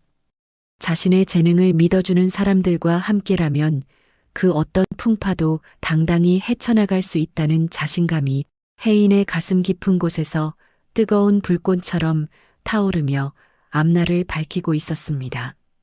가장 빛나는 순간 뒤에 찾아올 폭풍 전야의 고요함이 작업실의 밤 공기를 타고 서서히 내려앉고 있었습니다. 브랜드 다나의 런칭쇼가 유례없는 대성공을 거둔 지 불과 이틀이 지났습니다. 전 세계 패션 매거진의 메인을 우웨인의 이름이 장식하며 화려한 조명이 그녀를 비췄죠. 유럽과 미국의 대형 백화점에서 입점 문의가 빗발치는 그야말로 꿈같은 나날이 이어지고 있었습니다. 우웨인은 지오와 함께 런칭쇼에서 선보였던 메인 의상들을 해외 수출용으로 다시 제작하기 위해 늦은 밤까지 작업실에 불을 밝히며 한 땀 한 땀장인 정신을 쏟아붓고 있었습니다. 바늘 끝에 맺힌 옹기와 원단을 스치는 사각거리는 소리만이 정적을 메우고 있었습니다. 우웨인이 돋보기를 고쳤으며 붉은 실로 정교한 꽃문양을 수놓다가 지호에게 다정하게 말했습니다. 지호야, 이 피날레 드레스는 파리의 앙리 선생님께 보낼 거니까 평소보다 더 신경을 써야 해. 지호는 평소에 장난기 어린 표정을 지우고 진지한 눈빛으로 원단을 재단하며 대답했습니다. 걱정 마세요, 선생님. 제가 밤을 새워서라도 선생님 자수가 돋보이게 완벽하게 마감할게요. 우웨인이 지호의 든든한 모습에 미소를 지으며 바느질 속도를 높였습니다. 우리가 무대 위에서 보여준 그 즉흥적인 아름다움이 해외 바이어들에게도 그대로 전달되어야 하거든. 지호가 가위를 내려놓고 허리를 쭉 펴며 감격에 찬 목소리로 외쳤습니다. 우리 이제 정말 세계로 뻗어나가는 거 맞죠? 어제까지만 해도 시장 뒷골목에서 버려진 1000조각을 줍던 제가 이런 명품을 만들고 있다니 아직도 꿈만 같아요. 두 사람이 희망찬 미래를 설계하며 작업에 열중하던 그때 강태주 회장이 정장 차림으로 작업실에 들어와 우웨인의 어깨를 부드럽게 주물러 주었습니다. 강태주가 아내의 피곤한 안색을 살피며 걱정스러운 목소리로 말했습니다. 혜인아, 너무 무리하지 마. 당신 몸이 상하면 이 성공이 다 무슨 소용이야. 우웨인이 남편의 손을 가볍게 잡으며 다정한 눈빛으로 화답했습니다. 조금만 더 하면 돼요. 태주 씨도 오늘 회의 많았을 텐데 고생 많았어요. 강태주가 아내의 손등에 입을 맞추며 부드럽게 권유했습니다. 오늘은 이만하고 들어가서 좀 쉬자. 내가 근처에 당신이 좋아하는 정갈한 한정식 집을 예약해뒀어. 지호군도 같이 가서 영양 보충 좀 하지. 우웨이는 남편의 다정한 권유에 못 이기는 척 바늘을 내려놓으며 미소 지었습니다. 세 사람이 작업실 문을 꼼꼼히 걸어 잠그고 퇴근한 지 불과 몇 시간이 지나지 않았을 때였습니다. 어둠이 짙게 깔린 새벽 2시 무렵 정막이 흐르는 작업실 건물 뒷문으로 검은 모자를 깊게 눌러 쓴 남자가 그림자처럼 소리 없이 나타났습니다. 남자는 미리 파악해둔 듯 익숙한 솜씨로 보안 장치의 배선을 끊어버리고 작업실 내부로 침입했습니다. 남자는 준비해온 커다란 기름통을 꺼내 우웨인이 애지중지하던 최고급 비단 원단들 위에 무차별적으로 뿌려댔습니다. 이미 완성되어 수출 포장까지 마친 의상들 위에도 독한 기름 냄새가 진동하며 스며들었습니다. 남자가 주머니에서 라이터를 꺼내 불을 켜자 작은 불꽃이 기름 젖은 바닥에 닿는 순간 작업실은 순식간에 거대한 화염에 휩싸이며 모든 것을 삼키기 시작했습니다. 새벽 3시 무렵 우웨이는 비보를 전하는 전화를 받고 겉옷도 제대로 걸치지 못한 채 현장으로 미친 듯이 달려왔습니다. 건물 전체를 집어삼킬 듯 타오르는 시커먼 연기와 하늘을 찌를 듯한 붉은 불길이 우웨인의 눈동자에 맺혔습니다. 우웨인은 비명조차 지르지 못한 채 무너져 내리듯 차가운 아스팔트 바닥에 주저앉았습니다. 우회인이 타오르는 불길을 향해 손을 뻗으며 오열 섞인 목소리로 울부짖었습니다. 안 돼. 내 옷들이 저기 있는데. 지호랑 내가 밤새운 자수들이 다 저 안에 있단 말이야. 우회인이 불길 속으로 뛰어들려 발버둥 쳤지만 강태주가 그녀를 필사적으로 끌어안아 막아섰습니다. 강태주가 울먹이는 우회인을 가슴에 묻으며 굳은 목소리로 다독였습니다. 안 돼, 혜인아. 위험해. 제발 정신 차려. 강태주의 양복 상의가 우회인의 절규와 눈물로 흠뻑 젖어들었고 우회인은 짐승 같은 울음을 터뜨리며 가슴을 쥐어뜯었습니다. 날이 밝고 간신히 화재가 진압된 후 우회인은 잿더미가 되어버린 작업실 안으로 무거운 발걸음을 옮겼습니다. 어제까지만 해도 찬란한 빛을 내뿜던 비단들은 검은 숫덩이가 되어 발에 밟힐 때마다 비참하게 바스러졌습니다. 우회인의 혼이 담겼던 자수들은 형체를 알아볼 수 없을 정도로 녹아내려 검게 타버렸습니다. 지호는 타버린 마네킹 옆에서 머리를 감싸 쥐고 소리 없이 흐느끼고 있었습니다. 우회인은 넋이 나간 사람처럼 타다 남은 바늘 한 개를 주워들고 멍하니 서 있었습니다. 그때 비서실장이 어두운 표정으로 다가와 강태주 회장에게 서류 뭉치를 내밀었습니다. 비서실장이 주위를 살피며 낮은 목소리로 긴급한 보고를 올렸습니다. 회장님, 상황이 아주 심상치 않습니다. 단순히 불이 난 게 아닙니다. 강태주가 미간을 찌푸리며 비서실장을 쏘아보며 물었습니다. 무슨 소리야? 화재 원인이라도 나온 건가? 비서실장이 신문 기사를 띄운 태블릿을 내밀며 조심스럽게 대답했습니다. 라비앙 측에서 기다렸다는 듯이 기사를 냈습니다. 다나의 의상들이 제작 과정에서 검증되지 않은 불량 원단을 사용해 발화 위험이 있었다는 루머를 퍼뜨리고 있어요. 강태주의 눈빛이 살벌하게 번뜩이며 서류를 움켜쥐었습니다. 라비앙 놈들, 기어이 이런 비열한 짓까지 저지르다니. 단순히 옷을 태운 게 아니라 혜인의 인생과 명예까지 통째로 태우려 드는구나. 수출 계약을 맺은 해외 바이어들이 이번 화재와 안전성 논란을 빌미로 일제히 계약 파기를 통보해 왔습니다. 우회인은 충격으로 인해 그날 이후 말문을 닫아버리고 식음을 전폐한 채 방 안에 틀어박혔습니다. 작업실을 잃은 슬픔보다 누군가 자신의 진심을 이토록 잔인하게 짓밟고 모함했다는 사실이 우회인의 영혼을 갈기갈기 찢어놓았습니다. 강태주는 침대에 누워 초점 없는 눈으로 천장만 바라보는 아내를 지켜보며 피가 거꾸로 솟는 분노를 느꼈습니다.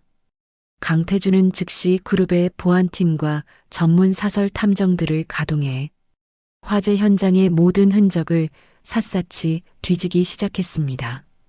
강태주가 보안팀장에게 전화를 걸어 얼음장 같은 목소리로 명령했습니다. 누구든 이 불을 지른 놈과 그 배우를 끝까지 찾아내서 내 앞에 데려와. 보안팀장이 단호하게 대답하며 보고를 마쳤습니다. 알겠습니다, 회장님. 즉시 모든 인력을 동원해 추적하겠습니다. 강태주가 창밖을 매섭게 노려보며 낮게 은조렸습니다. 내 아내의 눈물 한 방울당 억배의 대가를 치르게 할 거니까 살아서 도망갈 생각은 꿈도 꾸지 말라고 해. 한편 고유라는 자신의 화려한 아파트 거실에서 와인 잔을 기울이며 소름 끼치는 웃음을 터뜨리고 있었습니다. 라비앙 대표로부터 건네받은 거액의 사례금을 확인하며 완벽한 승리감에 도취해 있었습니다. 고유라가 와인을 한 모금 마시며 거울 속의 자신을 향해 승리감에 젖어 짓거렸습니다. 우회인, 넌 이제 끝이야. 옷이 한 벌도 없는데 무슨 수로 장인 대접을 받겠니? 고유라가 비릿한 미소를 지으며 혼잣말로 비아냥거렸습니다. 전 세계 바이어들이 내 옷이 불량이라고 손가락질하는데 다시 일어설 수 있을 것 같아? 평생 그 잿더미 속에서 울면서 내 수준에 맞게 살라고. 고유라는 방화범에게 해외 도피 자금을 송금하며 모든 흔적을 지웠다고 철석같이 확신했습니다. 하지만 고유라가 간과한 것이 있었습니다. 우회인이 절망에 빠져 있는 동안 지호는 포기하지 않고 잿더미 속을 맨손으로 파헤치고 있었습니다. 손톱 밑에 시커먼 검댕이 박히고 손가락에서 피가 나도 지호는 멈추지 않았습니다. 지호가 타버린 잔해를 걷어내며 거친 숨을 몰아쉬고 중얼거렸습니다. 분명히 어딘가에 남아있을 거야. 선생님이 공들여 만든 그 데이터들이 그렇게 쉽게 사라질 리 없어. 지호는 타버린 책상 아래 깊숙한 곳에서 기적적으로 열기에 일그러진 뇌와 금고를 발견했습니다. 금고 문을 열자 그 안에서 우회인의 모든 도안 데이터가 담긴 외장 하드디스크가 온전한 모습으로 나타났습니다. 지호가 그것을 꺼내 들고 미친 사람처럼 환호성을 질렀습니다. 지호는 그 길로 우회인이 칩거 중인 집으로 달려가 문이 부서져라 두드렸습니다. 지호가 문틈에 대고 목이 터져라 절규하듯 외쳤습니다. 선생님, 제발 문 좀 열어보세요. 우리 아직 안 끝났단 말이에요. 우회인이 힘없는 발걸음으로 다가와 문을 열자 지호가 하드디스크를 내밀었습니다. 이거 보세요. 선생님, 도안들이 여기 다 살아있어요. 옷은 다시 만들면 되잖아요. 우회인이 지호의 눈에 고인 진심을 확인하며 힘겹게 입을 뗐습니다. 지호야, 정말 이게 무사한 거니? 지호가 고개를 세게 끄덕이며 우회인의 손을 잡았습니다. 선생님 손만 있으면 우리는 100번이고 1000번이고 다시 시작할 수 있어요. 우회인은 지호가 내미는 하드디스크를 보고 다시 눈물을 쏟아냈습니다. 하지만 이번에는 절망의 눈물이 아니라 다시 바늘을 잡을 수 있다는 희망의 뜨거운 눈물이었습니다.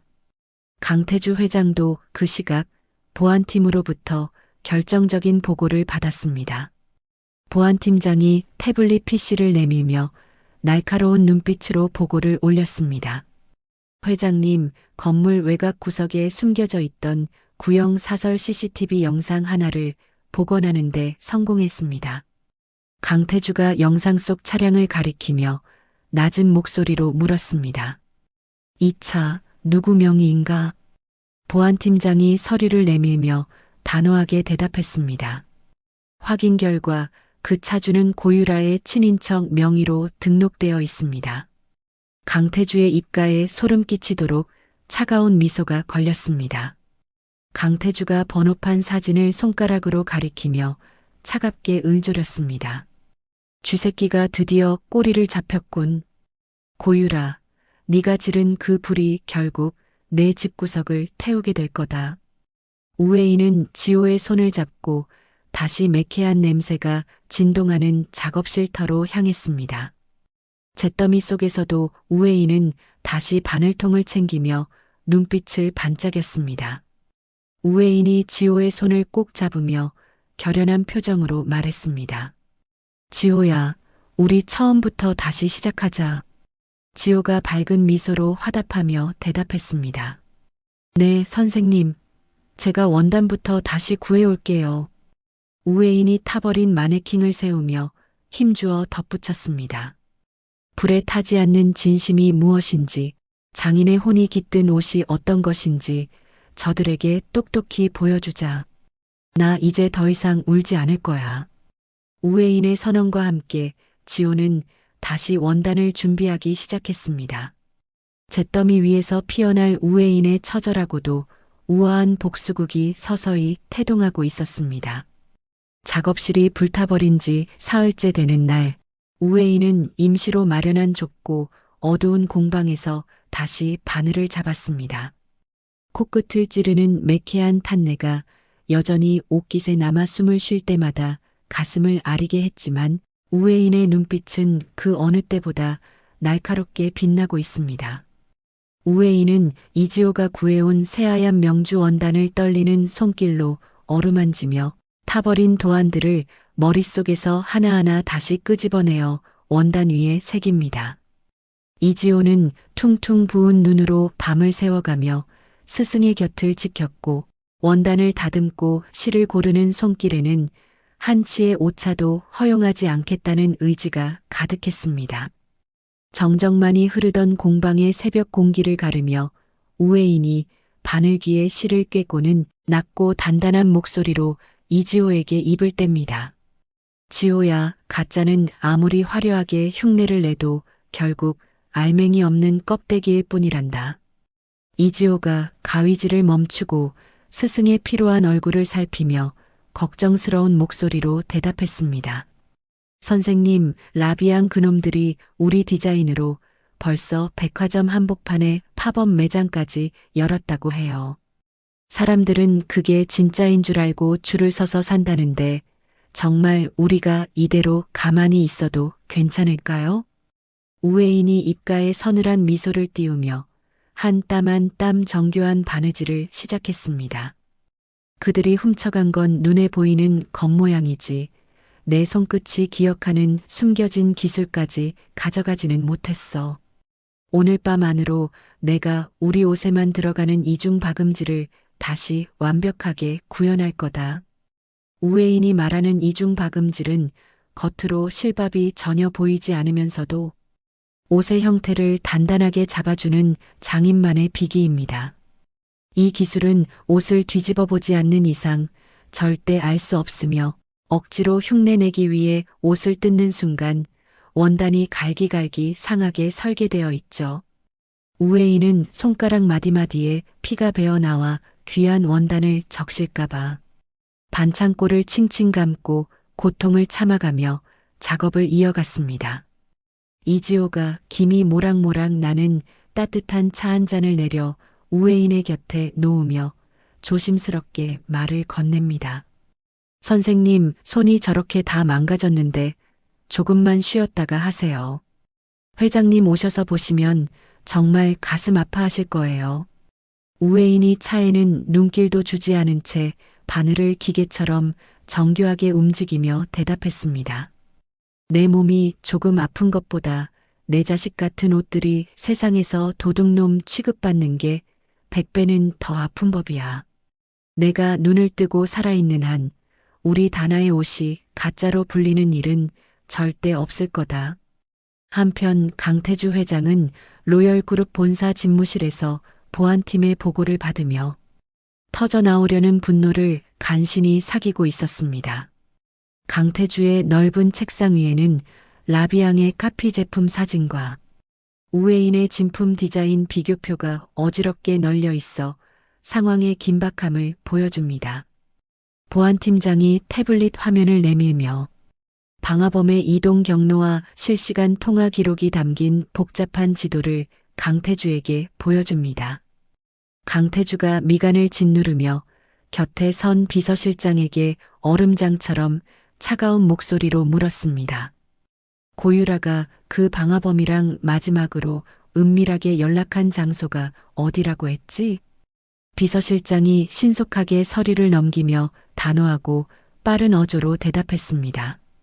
인천공항 근처의 한 호텔입니다. 오늘 저녁 8시 비행기로 출국하기 위해 예약까지 마친 상태입니다.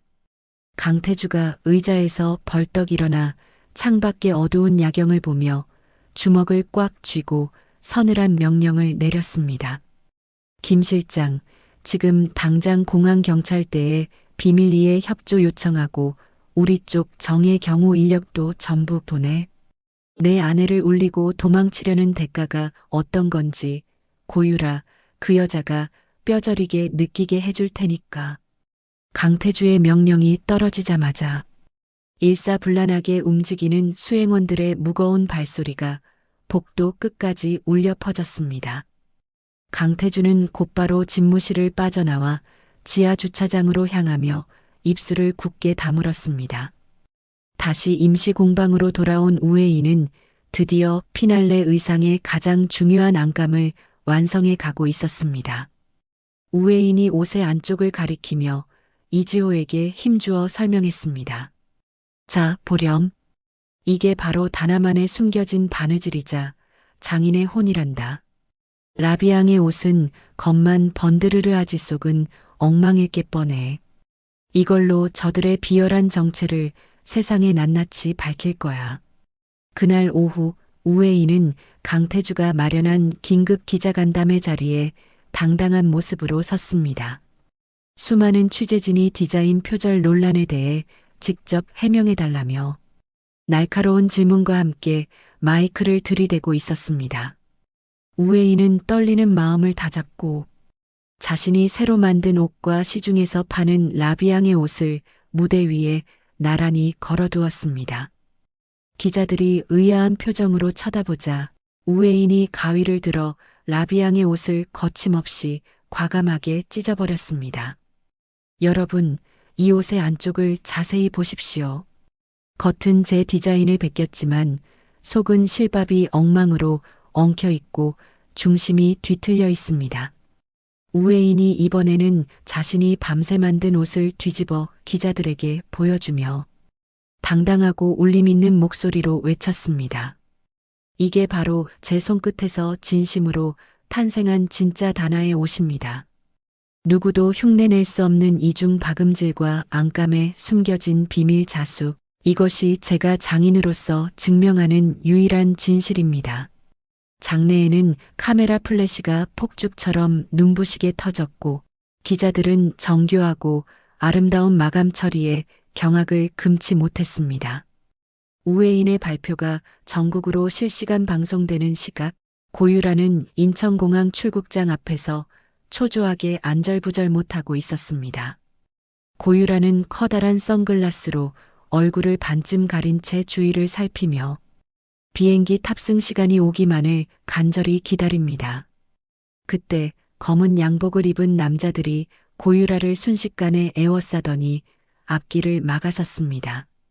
강태주 회장이 군중 사이에서 천천히 걸어 나와 고유라 앞에 서더니 고유라의 선글라스를 단숨에 낚아채 바닥에 던져버렸습니다. 고유라가 당황해서 뒤로 물러나며 파르르 떨리는 비굴한 목소리로 소리쳤습니다. 강 회장님, 갑자기 이게 무슨 무례한 짓이에요? 나 지금 아주 바쁜 사람이라고요. 강태주가 싸늘하고 비릿한 미소를 지으며 고유라의 얼굴 앞에 구속영장과 통화 내역 기록을 들이밀었습니다. 어디를 그렇게 급하게 도망가나? 방화교사의 산업 스파이 혐의까지 내 죄명이 아주 화려하더군. 고유라가 얼굴이 흑빛이 되어 바닥에 주저앉으며 강태주의 바짓가랑이를 붙잡고 비굴하게 애걸하기 시작했습니다. 회장님, 제가 정말 잘못했어요. 저 여자가 잘 되는 게 너무 배가 아파서 잠시 미쳤었나 봐요. 제발 한 번만 봐주세요.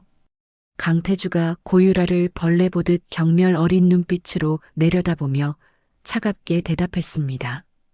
용서는 내가 아니라 판사 앞에 가서 빌어. 그리고 내 아내가 만든 그 위대한 옷들이 내 비참한 인생을 어떻게 무너뜨리는지 감옥에서 똑똑히 지켜봐. 공항 경찰들이 달려와 고유라의 양손에 수갑을 채우자 공항에는 수많은 사람의 수군거림과 야유가 가득 찼습니다. 고유라가 비명을 지르며 질질 끌려가는 비참한 모습은 고스란히 뉴스 카메라에 담겨 전국 방방곡곡으로 퍼져나갔습니다.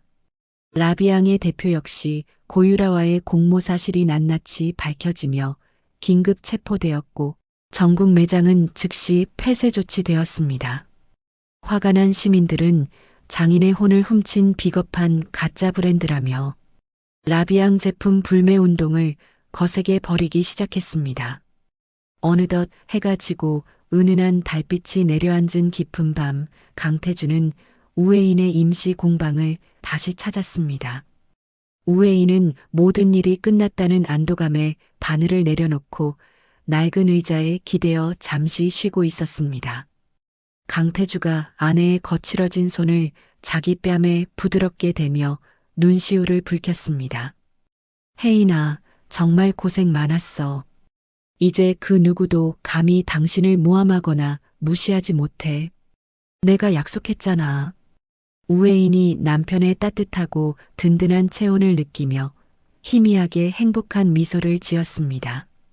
태주 씨, 정말 고마워. 내 손끝에 진실이 있다는 걸 당신이 끝까지 믿어준 덕분에 제가 다시 일어설 수 있었어. 이지호가 공방문을 벌컥 열고 들어와 활짝 웃으며 큰 소리로 기쁜 소식을 외쳤습니다. 선생님, 회장님, 지금 전 세계에서 다나의 옷을 사겠다는 주문이 다시 미친 듯이 쏟아지고 있어요. 방금 앙리 선생님께서도 이번 역경을 실력으로 이겨낸 선생님이 이 시대의 진정한 영웅이라고 찬사를 보내셨대요. 세 사람은 잿더미 위에서 다시 기적처럼 피어난 다나의 성공을 확인하며 서로의 손을 꼭 맞잡았습니다. 타버린 원단 더미 속에서 찾아낸 단 한 개의 작은 바늘이 결국 거대한 악의 무리를 완벽하게 무너뜨린 것입니다. 우회인의 명예는 그 어느 때보다 찬란하고 고결하게 회복되었고 다시 일어선 장인의 뒤로 새로운 희망의 새벽이 밝고 환하게 서서히 밝아오고 있었습니다. 공방 창문 너머로 비치는 아침 햇살은 이제 더 이상 매캐한 연기가 아닌 장인의 열정과 승리를 축복하는 찬란한 금빛으로 넘실거리고 있었습니다. 시련의 계절이 지나고 어느덧 3년이라는 시간이 흘러 파리 샹젤리제 거리에는 동양의 신비로운 곡선을 담은 매장이 들어섰습니다. 브랜드 다나의 로고가 파리의 유서 깊은 건물 정면에 당당하게 걸리고 전 세계 패션 리더들이 그 문을 열기 위해 줄을 섰죠. 우웨이는 이제 51살의 나이가 되었지만 여전히 맑은 피부와 기품 있는 미소를 간직한 채 매장 중앙에 서 있습니다. 우웨인이 직접 수놓은 비단 자수 드레스는 한 벌에 수억 원을 호가하며 유럽 귀족들이 가장 소유하고 싶어하는 예술품이 되었습니다. 화려한 파티가 열리는 매장 안에서 61살이 된 거장 앙리 드샹이 샴페인 잔을 들고 우웨인에게 다가옵니다. 앙리가 경이로운 눈빛으로 우웨인의 손을 바라보며 감격에 젖은 목소리로 찬사를 보냅니다. 선생님, 당신의 손끝에서 태어난 이 옷들은 이제 단순한 의복이 아니라 인류가 보존해야 할 영혼의 조각입니다. 우웨인이 수줍게 웃으며 앙리에게 정중하게 고개를 숙여 감사의 마음을 표했습니다. 과찬이세요, 앙리 선생님. 저는 그저 비단 위에 제 진심을 조금 얹었을 뿐인걸요. 앙리가 고개를 가로저으며 주변 사람들에게 들으라는 듯 큰 소리로 다시 외쳤습니다. 아니요, 이것은 기적입니다. 화마조차 태우지 못한 장인의 혼이 전 세계를 감동시키고 있는 것입니다. 그 옆에서는 이제 31살의 청년이 된 이지호가 훌쩍 커버린 키만큼이나 성숙해진 모습으로 취재진에게 둘러싸여 있습니다. 이지호는 다나의 수석 디자이너로서 자신의 이름을 딴 세컨드 라인을 성공시키며 패션계의 무서운 신예로 떠올랐죠. 이지호가 인터뷰 도중 멀리서 미소 짓는 우회인을 발견하고는 마이크를 고쳐 잡으며 목소리에 힘을 주어 말했습니다. 제가 가진 감각은 모두 길거리에서 주운 쓰레기 같았습니다. 하지만 우회인 선생님께서 제 손에 바늘을 쥐어주셨고 진정한 아름다움이 무엇인지 가르쳐 주셨습니다. 이지호가 무대 위로 올라와 우회인을 향해 고개를 깊게 숙이자 파티장에는 우레와 같은 박수 소리가 터져 나왔습니다. 우회인은 제자의 성장이 그 무엇보다 기쁜 듯 눈시울을 붉히며 이지호의 어깨를 토닥여 주었습니다. 같은 시각 서울의 교도소 정문 앞에서는 낡은 가방 하나를 든 초라한 행색의 여자가 조심스럽게 발걸음을 내딛고 있습니다. 3년의 수감 생활 끝에 만기 출소한 51살의 고유라는 예전에 화려했던 모습은 온데간데 없이 늙고 쇠약해진 모습입니다. 고유라가 떨리는 손으로 남편에게 전화를 걸어보지만 수화기 너머에서는 번호가 바뀌었다는 차가운 기계음만 들려올 뿐입니다. 고유라의 남편은 그녀가 구속된 지 반년 만에 이혼 소송을 제기했고 모든 재산을 가로챈 뒤 다른 젊은 여자와 재혼해 자취를 감췄죠. 고유라는 갈 곳 없는 신세가 되어 비를 피할 처마를 찾다가 편의점 가판대에 놓인 잡지 표지 속 우회인의 얼굴을 발견합니다. 잡지 속의 우회인은 전 세계에서 가장 영향력 있는 여성으로 뽑혀 눈부시게 빛나는 보석보다 더 찬란한 미소를 짓고 있었습니다. 고유라는 자신의 비참한 몰골과 대비되는 우회인의 모습에 절규하며 잡지를 바닥에 내팽개치고 짐승처럼 울부짖었습니다. 말도 안 돼. 왜 나만 이렇게 비참해야 해? 우회인 저녀는 원래 세탁소 딸이었다고. 고유라는 길거리를 지나가는 사람들의 시선을 느끼며 황급히 낡은 점퍼 소매로 얼굴을 가린 채 어둠 속으로 도망치듯 사라졌습니다. 하지만 고유라를 기다리는 것은 화려한 파티가 아니라 당장 내일의 끼니를 걱정해야 하는 냉혹한 현실의 밑바닥이었습니다. 몇 달 뒤 로열 백화점 지하 2층의 공용 화장실 입구에서는 한 여자가 고무장갑을 낀 채 바닥을 닦고 있습니다. 헝클어진 머리를 질질 묶고 청소 유니폼을 입은 채 허리를 숙이고 있는 여자는 다름 아닌 고유라였습니다. 고유라는 생계를 위해 과거 자신이 BVIP 대접을 받으며 활보하던 이 백화점의 가장 낮은 곳의 청소부로 취직하게 된 것입니다.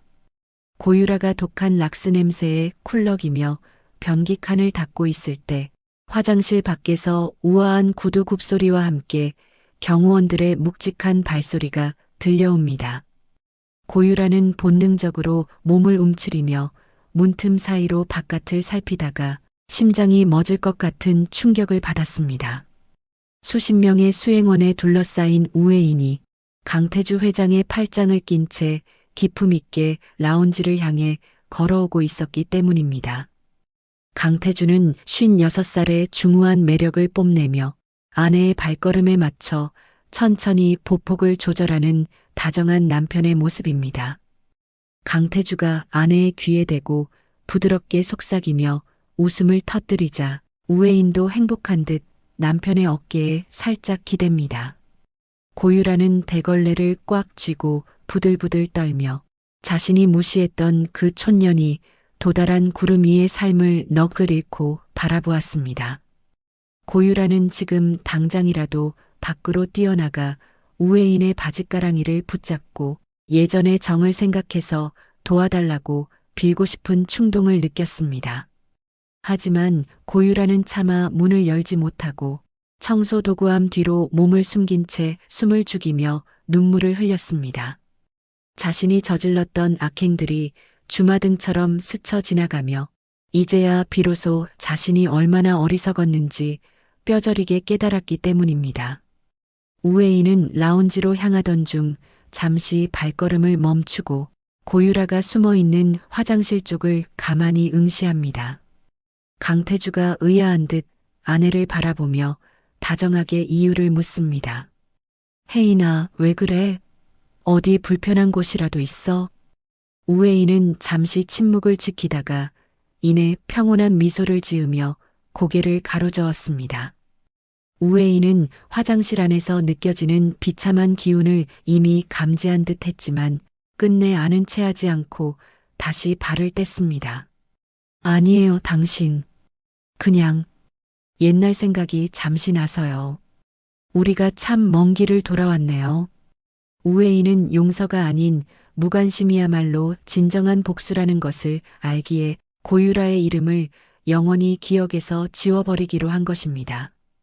강태주가 아내의 손을 더욱 꽉 쥐어주며 든든한 목소리로 아내의 마음을 위로했습니다. 그동안 고생 많았어. 이제부터는 당신의 시간이야. 그 누구도 당신의 평화를 방해하지 못하게 내가 지켜줄게. 두 부부의 뒷모습이 라운지의 황금빛 조명 속으로 서서히 사라지고 고유라는 그제야 바닥에 주저앉아 통곡했습니다. 모든 행사가 끝난 늦은 밤, 우회인은 강태주와 함께 어린 시절 추억이 깃든 낡은 전통시장 골목을 찾았습니다. 현대적인 고층 빌딩 숲 사이에 여전히 남아있는 작은 세탁소와 공방들이 정겨운 불빛을 내뿜고 있습니다. 우회인은 강태주의 어깨에 머리를 기대고 밤하늘에 떠있는 밝은 보름달을 보며 깊은 한숨을 내쉬었습니다. 태주 씨, 나는 가끔 무서워요. 이 모든 성공이 한순간의 꿈처럼 사라질까 봐요. 강태주가 아내의 허리를 감싸 안으며 밤 공기보다 더 따뜻한 목소리로 대답했습니다. 혜인아, 이건 꿈이 아니야. 당신이 바늘기에 실을 꿰며 보냈던 그 수만 번의 시간이 만들어낸 진실이야. 우회인은 가방에서 작고 낡은 바늘 하나를 꺼내 달빛에 비추어 보았습니다. 그 바늘은 화재 속에서도 살아남았고 고유라의 음모 속에서도 꺾이지 않았던 우회인의 영혼과도 같은 물건입니다. 우회인이 바늘을 손에 꼭 쥐며 나직하지만 울림 있는 목소리로 세상 모든 장인에게 전하듯 을조렸습니다. 진정한 명품은 가격표에 있는 게 아니었어요. 그것을 만드는 사람의 손길과 시련 속에서도 지켜낸 그 사람의 품격에 있었던 거죠. 강태주가 아내의 이마에 부드럽게 입을 맞추며 두 사람의 그림자가 골목길에 길게 늘어집니다.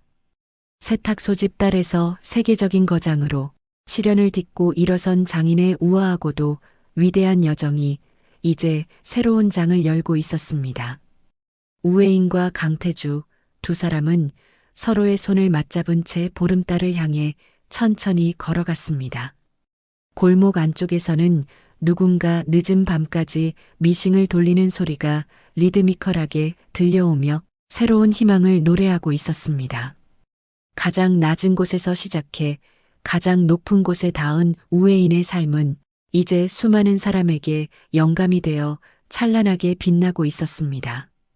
잿더미 속에서도 결코 타지 않았던 장인의 자부심이 깊어가는 밤을 따뜻하게 비추며 긴 이야기에 막을 내립니다.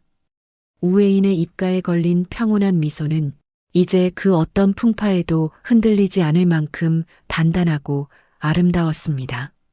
세상의 모든 조롱과 무시를 이겨낸 진정한 승자는 오직 자신의 진심을 믿고 묵묵히 길을 걸어온 우회인 바로 그녀였습니다.